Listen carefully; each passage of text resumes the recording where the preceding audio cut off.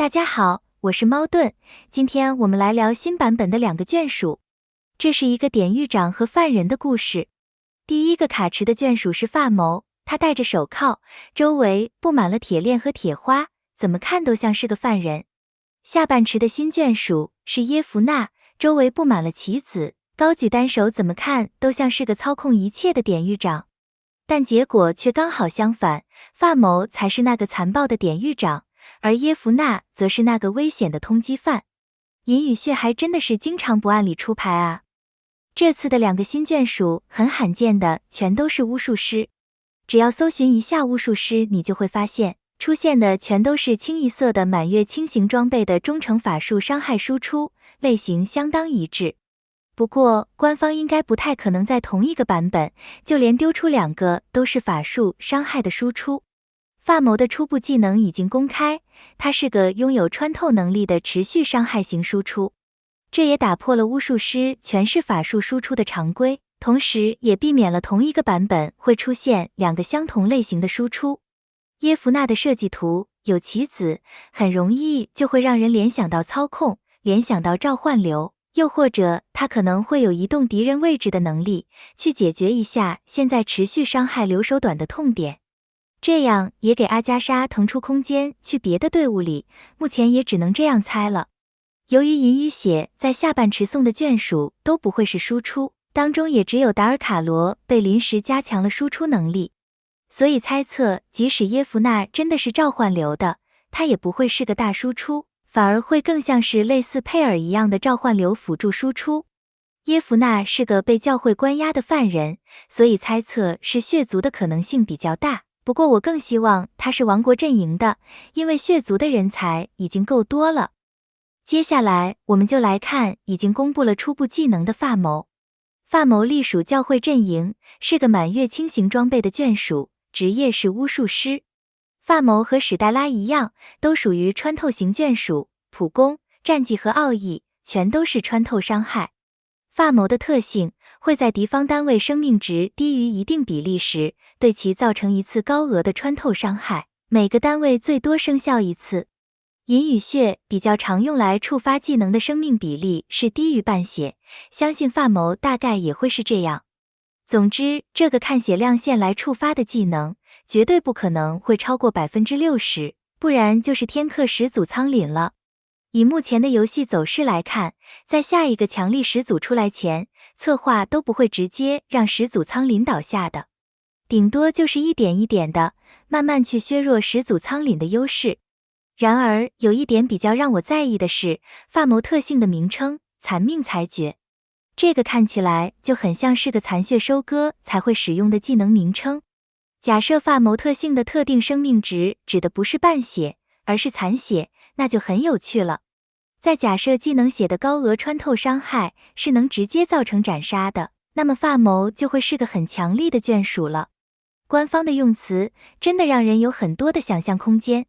这样看来，发谋是可以和史黛拉打配合的，先由史黛拉上解离态，等残血后再交由发谋触发斩杀。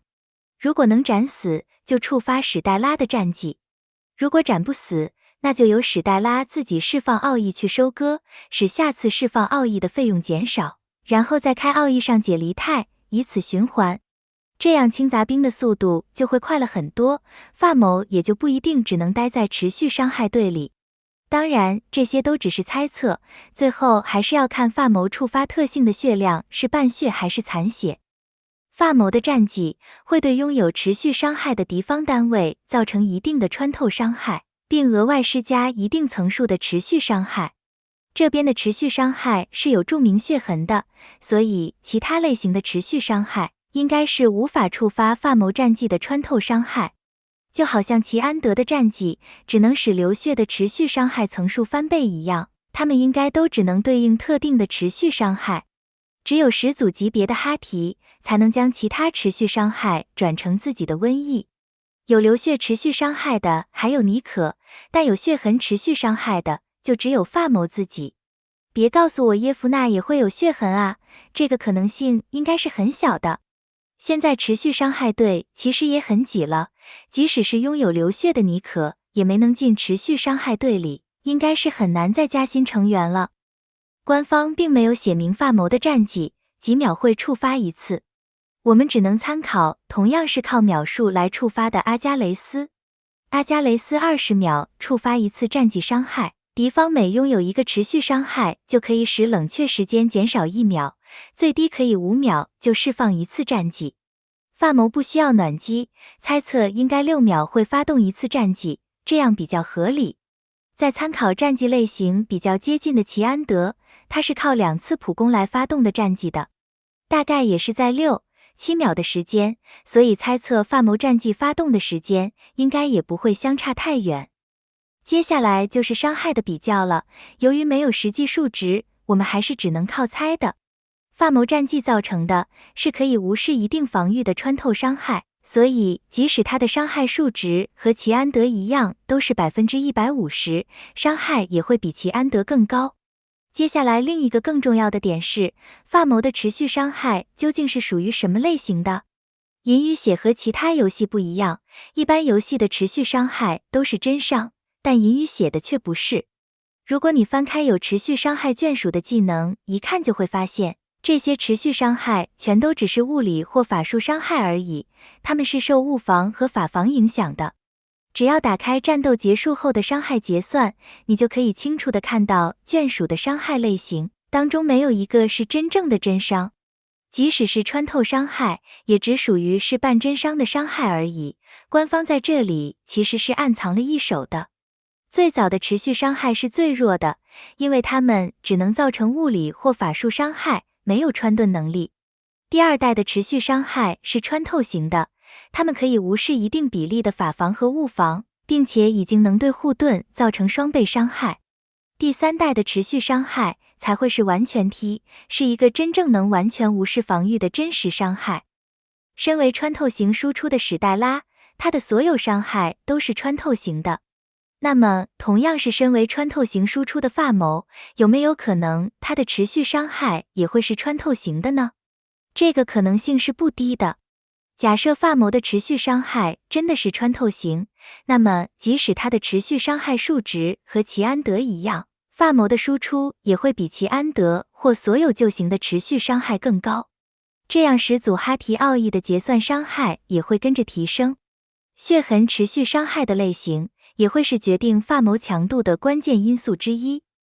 最后，我们来看发谋的奥义，可以在指定的圆形范围内释放持续一定时间的法阵，并对法阵中的所有敌方单位施加持续伤害血痕，法阵每秒也会造成一定的穿透伤害。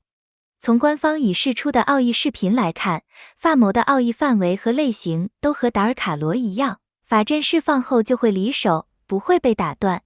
而且后续进入法阵的敌人也会被施加持续伤害和穿透伤害。发谋的奥义是4费，添加的持续伤害是5层，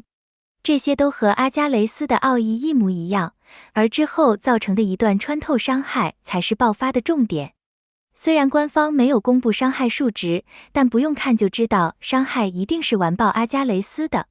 看到这里，你应该就能猜到发谋是来代替谁的了。谁叫阿加雷斯是男的呢？发谋唯一的缺点就是他无法像其他持续伤害流的眷属一样，只靠普攻就可以添加持续伤害。发谋需要先透过奥义来添加持续伤害，然后再期待一下战绩的启动时间，有足够的能力能让发谋持续伤害一直维持下去。不然要一直开奥义来添加持续伤害也是很麻烦。最后是发谋是否能克制始祖苍廪的问题，技能上当然是可以的。不过参考官方的奥义视频 ，AI 还是只会对前排敌人释放奥义，所以即使你将始祖苍廪放在中排，恐怕发谋也是打不到始祖苍廪的。但若你的前排崩了，始祖苍廪恐怕也会瞬间就失去护盾。总之，随着现在有越来越多穿透伤害眷属的出现，始祖苍廪的处境也会越来越危险。前有发谋，后有史黛拉，真的是越来越不好混了呢。好了，今天的视频就分享到这里，感谢大家的收看，我们下期再见。